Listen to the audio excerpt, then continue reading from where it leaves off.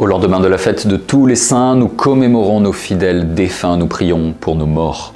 Aujourd'hui, l'Église prie pour ceux qui ne sont pas encore arrivés à la plénitude du royaume. Il faut reconnaître humblement que, malheureusement à notre époque, nous canonisons bien souvent trop vite nos morts. Je veux dire par là que, spontanément, à la sortie d'une messe de funérailles par exemple, nous allons dire ou même entendre « il est parti au ciel » ou bien « elle est déjà auprès du Seigneur ». Et de fait, c'est notre espérance. C'est-à-dire que nous espérons que nos morts soient auprès du Seigneur, que nos morts soient au ciel, participent de la vision bienheureuse du Seigneur. Mais ces paroles trahissent surtout une mauvaise compréhension, une fausse compréhension du grand mystère de la miséricorde de Dieu.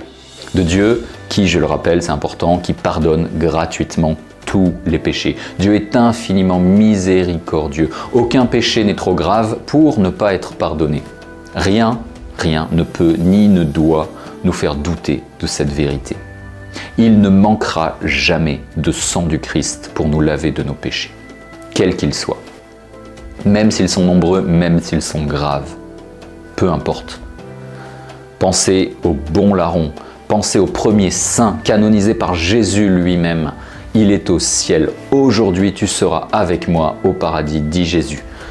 Et aujourd'hui, il s'appelle Saint Dismas et il jouit de la vision bienheureuse au ciel avec tous les élus, avec tous les saints. Mais ensuite, le raccourci est vite fait. La miséricorde de Dieu est infinie, donc on ira tous au paradis. Eh bien non. L'Église n'a jamais enseigné cela. Mais alors comment est-ce possible qu'un Dieu infiniment miséricordieux laisse des âmes se damner en enfer ? Eh bien tout simplement parce qu'il y a une condition pour pouvoir jouir pleinement de la miséricorde de Dieu. Une seule condition, mais une condition réelle.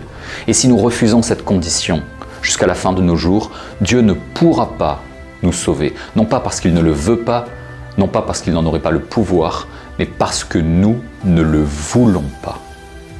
Cette condition, cette unique condition, c'est le fait de reconnaître son péché et de demander pardon. C'est tout. Quel que soit son péché. Et il existe pour cela un sacrement, le sacrement de la réconciliation, le sacrement de la confession. Et donc, pour recevoir le pardon, eh bien, il faut reconnaître son péché. Ça paraît évident, mais aujourd'hui, ça a besoin d'être rappelé. Parce que si on supprime la dimension du péché de notre vie, il faut prendre conscience qu'on supprime aussi la dimension de la miséricorde. Si on ne refuse de parler de péché pour notre vie, on ne peut pas recevoir la miséricorde de Dieu.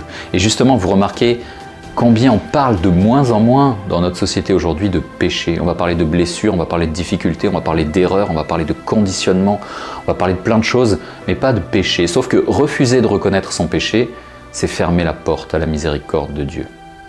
Bien sûr, je suis d'accord pour dire que les péchés créent des blessures psychologiques. Bien sûr qu'on vit dans des conditionnements qui ne nous aident pas à faire le bien. Tout cela est vrai, mais cela ne doit pas nous empêcher de reconnaître que nous sommes pécheurs, réellement pécheurs. C'est le sens de toute la prière pénitentielle au début de la messe. Reconnaître humblement que nous avons péché pour pouvoir accueillir la miséricorde de Dieu.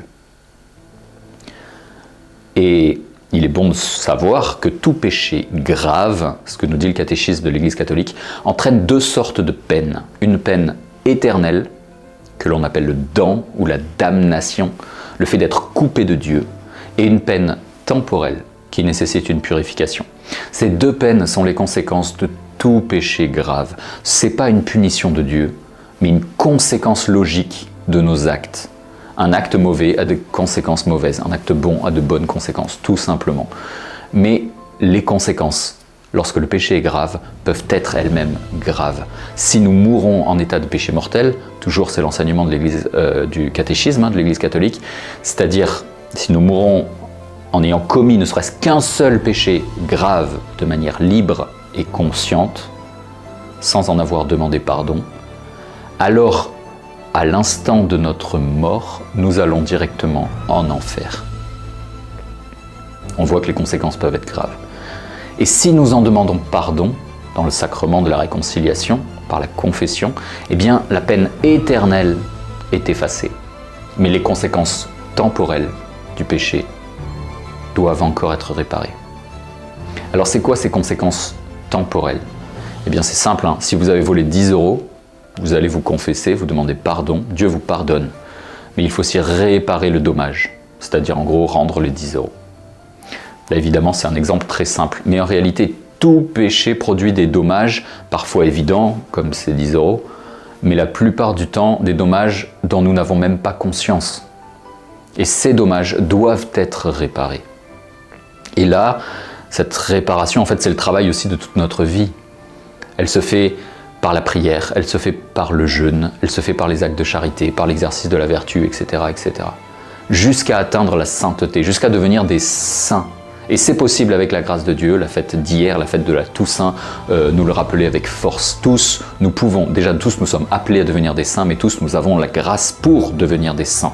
Qui que nous soyons, quelle qu'ait été notre vie d'avant, on pourrait dire. Mais si nous mourons sans avoir pleinement accompli cette réparation, que se passe-t-il? Eh bien, c'est là que nous croyons qu'entre la mort et le paradis, il peut encore y avoir un chemin de purification, que la tradition appelle le purgatoire. Le purgatoire, ce n'est pas une punition. Le purgatoire, c'est une grâce de Dieu, une miséricorde prolongée, on pourrait dire. C'est le lieu, ou plutôt c'est l'état, où l'âme déjà sauvée, donc l'âme qui est au purgatoire est déjà sûre de son salut, sûre d'aller au ciel, mais cette âme se laisse complètement purifier par l'amour. Tant que nous sommes sur la terre, notre purification, elle est active, c'est nous-mêmes qui tâchons d'orienter notre vie vers l'amour de Dieu et d'éviter l'égoïsme et le mal. Après, au purgatoire, cette purification devient passive. Comme le dit saint Paul, pour ceux qui croient que le purgatoire c'est une invention de l'Église au Moyen-Âge, on trouve déjà ça dans la Bible. Dans la première lettre de saint Paul aux Corinthiens, Paul dit « L'œuvre de chacun sera manifestée, le jour la fera connaître, car elle se révélera dans le feu. Et ce feu éprouvera la qualité de l'œuvre de chacun. » 1 Corinthiens, chapitre 3, verset 13. Donc, au purgatoire, ce feu purgatoire transforme, purifie. Purgatoire, ça vient du terme purifier. C'est le feu de l'amour de Dieu, le même feu qui réjouit les saints qui sont au ciel, qui purifie les âmes du purgatoire et qui fait souffrir les âmes qui sont en enfer. C'est le même feu. Il n'y a qu'un seul feu, le feu de l'amour de Dieu. Mais selon la disposition de notre âme, c'est un feu qui embrase d'amour les âmes des élus, qui purifie les âmes du purgatoire ou qui brûle les âmes des damnés. Tout dépend de nous. Dans quelle disposition se trouve notre âme? Et le purgatoire, eh bien, c'est ce passage qui nous purifie. C'est transitoire, hein. C'est ce passage où l'amour de Dieu achève de nous rendre transparents à sa gloire. Achève de brûler toute dernière forme d'individualisme, d'égoïsme en notre cœur. Et c'est là que notre rôle à nous, les vivants, devient magnifique. Nous pouvons aider ceux qui sont en train de se laisser purifier. Nous pouvons aider les âmes du purgatoire. Nous devons bien sûr nous purifier nous-mêmes, mais nous pouvons aussi aider, prier pour les âmes de nos défunts qui sont au purgatoire. Et c'est une belle, peut-être, en fait, même certainement la plus belle marque d'amour que nous pouvons leur offrir. Nous pouvons leur offrir la force de notre prière. Et ce n'est pas simplement une belle idée ou pensée pieuse, c'est une vérité de notre foi qui est attestée, encore une fois, non pas à partir du Moyen-Âge, mais dès l'origine de l'Église. On le retrouve dans la Bible.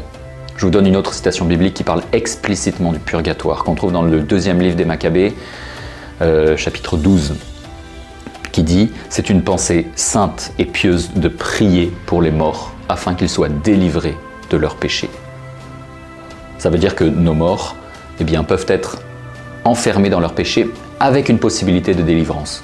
S'ils étaient en enfer, ils n'auraient aucune possibilité de délivrance. Le purgatoire, c'est ce lieu avec cette possibilité de délivrance, cette transition avant le paradis pour ceux qui n'ont pas encore parfaitement purifié leur cœur, purifié leur âme. Autrement dit, nos prières peuvent réellement servir à ceux qui nous ont quittés. C'est une application ultime, on pourrait dire, de la communion des saints, cette mystérieuse solidarité qui unit les vivants et les morts dans le corps du Christ, dans l'Église. Quand nous prions pour eux, nous continuons de les aimer, mais d'un amour lucide, d'un amour qui agit et qui ne se croit pas dans le monde des bisounours où au moment de la mort, nous allons directement au ciel sans purification. Évidemment, c'est tout à fait possible pour ceux qui sont parfaitement purifiés ici-bas sur la terre, notamment pour les saints. Mais en tout cas, nous les aimons d'un amour qui leur souhaite leur salut, qui leur souhaite leur bonheur.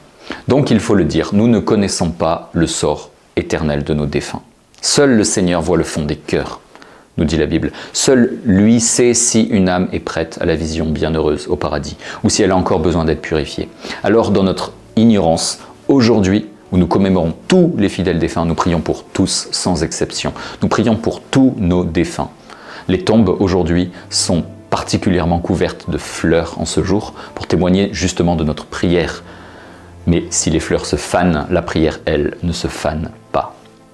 Dans cette commémoration, vous comprenez donc que ce n'est pas une journée triste, c'est plutôt...